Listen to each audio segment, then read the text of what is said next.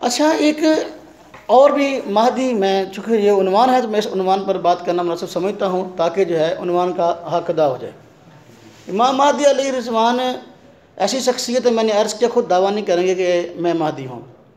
जिस तरह और झूठे मुद्दईयान महदी पैदा हुए, तो इसी तरह एक आदमी मक्का मुकरमा में खड़ा किया गया, गालिबन सन 1979 या 80 की बात है। तो उसको खड़ा करने वाले कौन लोग थे? मक्का मुकरमा के अंदर शर फैलाया गया और वहाँ के अमन को तबाह किया गया। मैं इस पर थोड़ी सी गुफ्तगू करना चाहता हूँ ताकि मसले की जो है ना वजाहत अच्छी तरह हो जाए। 1979 या 80 की बात है और अल्लाह आपका भला करे, लोग अपना हज हो चुका था। हज करने के बाद जो है कुछ लोग वापस आ रहे थे, कुछ लोग वहीं मौजूद थे और अल्लाह आपका भला करे अपनी इबादत में मशगूल थे। तो उस वक़्त ऐसा हुआ कि एक तबके ने सोची समझी साजिश के तहत एक आदमी को खड़ा किया और कहा कि ये मेहदी है, इसके हाथ पर बैत करो। वो कौन लोग थे? तो उन हजरात की अपनी किताबों में ऐसी बातें मिलती हैं और ख़ुद सऊदी हुकूमत ने एक किताब शाया की थी, अपना बल्कि सरकारी एक इदारे ने। इस तरह के हमारे यहाँ कोई वाक़या होता है तो बाद में अखबारात पर ख़बरें आती हैं, तो इस तरह वहाँ के बाज़ इदारों की तरफ से अखबारात जो थी तो उनके मुतल्लिक़ तफसील आती रही कि ये कौन लोग हैं। तो बाद में ये सारा मवाद जमा हुआ तो उसका नाम रखा गया, किताबी शक्ल में शाया हो गया, तमूतुल फितना। क्या नाम था उसका? यानी सारे मार दिए गए वहाँ। तो जब वो सारे मार दिए गए तो अब पूरी कार्रवाई शाया हुई, तो नाम क्या था उसका? तवज्जो करना और बात भी तवज्जो सुन लेना, आपको काम आएगी। तमूतुल फितना उसका नाम था। हज़रत मौलाना अब्दुर्रऊफ़ फ़ारूक़ी दामत बरकातुहुम जो है उनके पास ये किताब मौजूद है, तो तमूतुल फितना। उसमें बाकायदा तौर पर सऊदीया के उन इदारों ने जिन्होंने ये किताब शाया की, बाकायदा लिखा है कि ये सारा फसाद करने वाले वो लोग थे जो किसी इमाम के मुक़ल्लिद नहीं हैं। कौन लोग थे? जो किसी इमाम के मुक़ल्लिद नहीं हैं। तो और फिर जो हफ्त रोज़ा अहले हदीस रिसाला ये लाहौर से निकलता है, इसके शुमारे हमारे पास महफूज हैं। उसमें बाकायदा कहा गया कि ये जो फितना महदवियत के नाम से अपना खड़ा हुआ मक्का मुकरमा में और हरम का तक़द्दुस पामाल किया गया, इसके पीछे साजिश करने के अंदर ये गैर मुक़ल्लिदों का मौलवी इहसान लाई ज़हीर, इसका भी हाथ था, इसका भी तवज्जो कीजिएगा। और फिर वहाँ पर अल्लाह आपका भला करे, ये जो फितना खड़ा हुआ तो सबसे पहले ऐसा हुआ कि फ़जर की नमाज का वक़्त था, तो इमाम हरम हज़रत अब्दुल्ला बिन सुबैल गालिबन उन्होंने जो है फ़जर की नमाज़ पढ़ाई।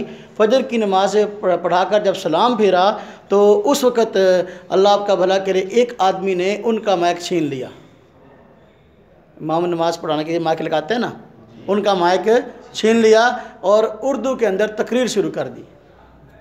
उर्दू के अंदर, सिंधी टोपी पहनी हुई है और उर्दू के अंदर तकरीर शुरू कर दी कि जो सऊदी हुक्मरान हैं ये गुमराह हैं और ये जो है अल्लाह आपका भला करे इस्लाम के ख़िलाफ़ जो है लोगों को काम करने कहते हैं और इनकी हुकूमत जो है ये इस्लाम के ख़िलाफ़ काम कर रही है।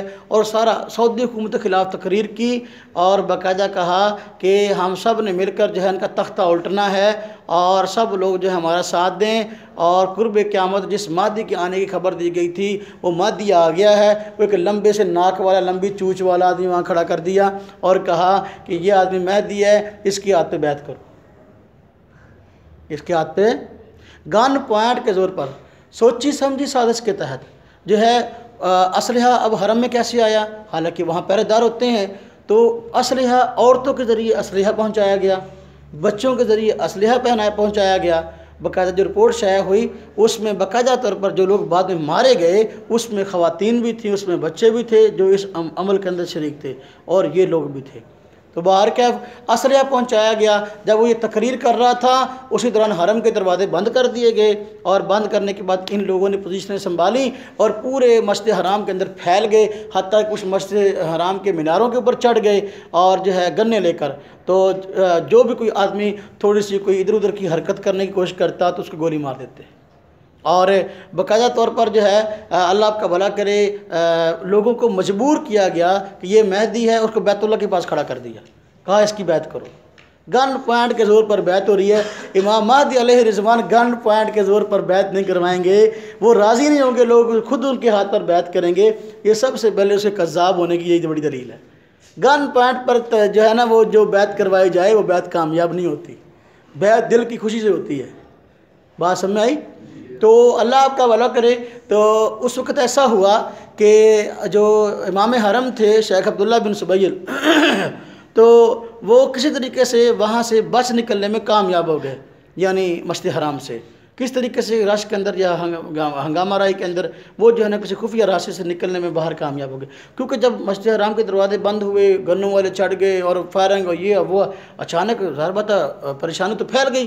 तो अब पता किसी को नहीं था भी हो क्या रहा है, ना हुकूमत को ना किसी और को। अचानक जब मामला हुआ, इमाम हरम बाहर निकले तो उन्होंने जाकर फिर सारी जो है ना वो लोगों को कार्रवाई बताई कि अंदर ये हो रहा है और ऐसे लोग हैं और ऐसी बातें कर रहे हैं। चुनांचे उस वक्त फिर जो है वो जितने सऊदिया के बड़े बड़े अहम हरमैन थे और बड़े बड़े उलमा थे, वो जो उनको जो किबार उलमा की कमेटी है, तो उसके हज़रात सारे इकट्ठे हुए। तो उन्होंने मिल बैठ कर ये सोचा भी ये लोग हरम में मौजूद हैं, तो अब हरम अमन वाली जगह है, यहाँ किसी को कत्ल नहीं किया जाता। तो ये लेकिन अगर कत्ल नहीं करते तो फसाद मज़ीद फैलाते हैं, अब अगर कत्ल करते हैं तो हरम का अमन तबाह होता है, अब करें क्या। तो इस पे जो है सोच विचार हुई और उन्होंने पूरी दुनिया के बाकी बड़े बड़े उलमा किराम, पाकिस्तान और इंडिया और बांग्लादेश और पूरी दुनिया से उन्होंने उलमा किराम से मुशावरत की। तो इस नतीजे पर पहुँचे कि भाई देखो, अगर हम इस शर से लोगों को निजात नहीं देंगे तो हरम का तकद्दस पामाल होता रहेगा। तो हरम के तकद्दस का ख्याल करते हुए ज़रूरी है कि हम इन लोगों का ख़ात्मा करें। चुनाचे मुत्तफ़िक़ा फ़तवा लिखा गया कि भाई इन लोगों को आखिर इलाज यही है, इन सब को कत्ल किया जाए। चुनाचे जब ये सब हज़रात का मुत्तफ़िक़ा फ़तवा आया तो फिर जो फ़ौज थी सऊदी, उन्होंने जो है कार्रवाई शुरू की, लेकिन जो है इस कार्रवाई में वक्ती तौर पर पिसपाई हुई। वो यूँ हुई कि देखो वो लोग तो छतों पे चढ़े हुए थे, वो मस्जिद हराम के मीनारों में घुसे हुए थे, जबकि ये लोग बाहर में जो है वो खुलेआम जो है अपना थे, अपना कोई आर्ट नहीं थी। तो गोलियां इनको लग रही थी, ये जो मीनारों में घुसे हुए गोलियां मार रहे थे उनको लग जाती थी, वो शहीद हो जाते थे। लेकिन वो गोली मारते तो मीनार के अंदर लगती नहीं थी, मीनार की आड़ में आ जाती।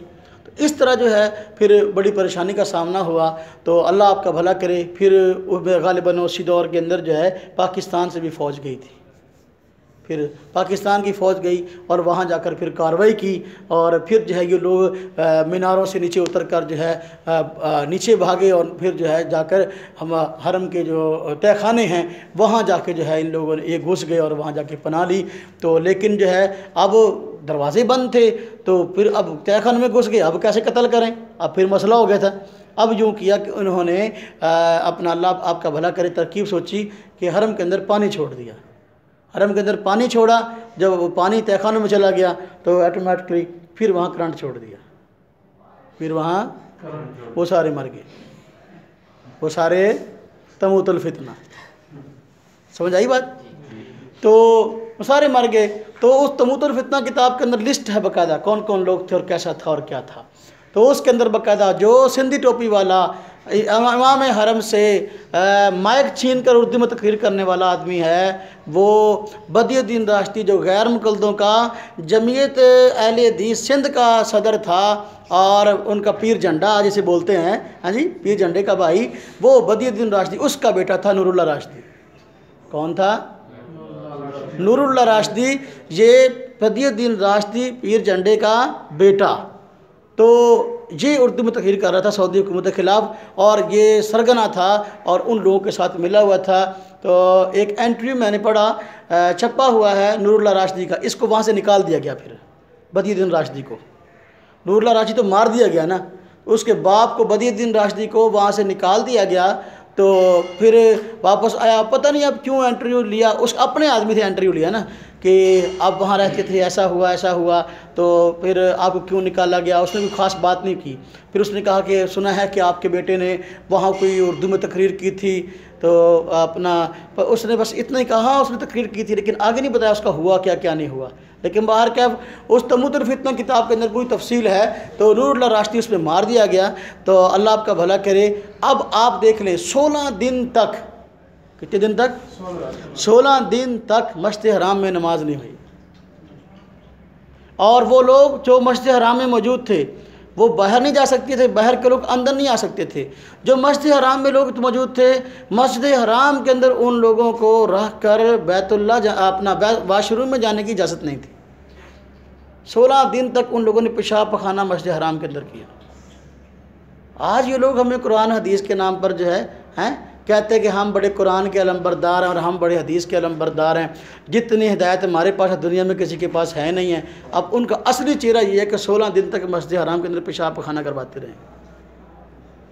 बात समझ में आई कि नहीं आई? हमारे पास इस पे एक नहीं कई दलाल अल्हम्दुलिल्लाह मेरे पास मौजूद हैं, मैंने इकट्ठे किए हुए हैं कि अब एक अभी अब्दुल गफ्फार हसन गैर मुक़ल्लिद का आलिम है, उसने गुलूफ़ के नाम से एक किताब लिखी है, रसाला, हमारे फैसलाबाद शाया हुआ है। उसमें बकायदा उसने इस बात का इकरार किया है कि जो हरम में ये फसाद हुआ था ये हमारे अपने लोग थे, ये हमारे अपने लोग थे। तो लेकिन बाहर के जो बेचारे वहाँ हरम वाले लोग हैं, सऊदीया वाले लोग हैं, वो नरम दिल हैं, वो तो जो भी उनके साथ बैठे उनका साथ दे तो वो अपना कह लो कि उसकी हौसला अफजाई करते हैं। हम बैठेंगे तो हमारी हौसला अफजाई करेंगे, वो लोग करीब बैठेंगे तो उनकी हौसला अफजाई करेंगे।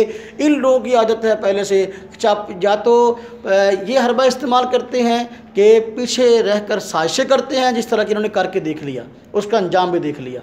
अब हरबा बदला है कि अब उनकी टीसी करते हैं, चापलूसी करते हैं, और पंजाबी में तो उसका नाम बहुत बुरा है, तो वो करते हैं अपना, जिसकी बुना पर जो है अल्लाह आपका भला करे कि वहाँ से रियाल लेके आते हैं। वहाँ से क्या लेके आते हैं?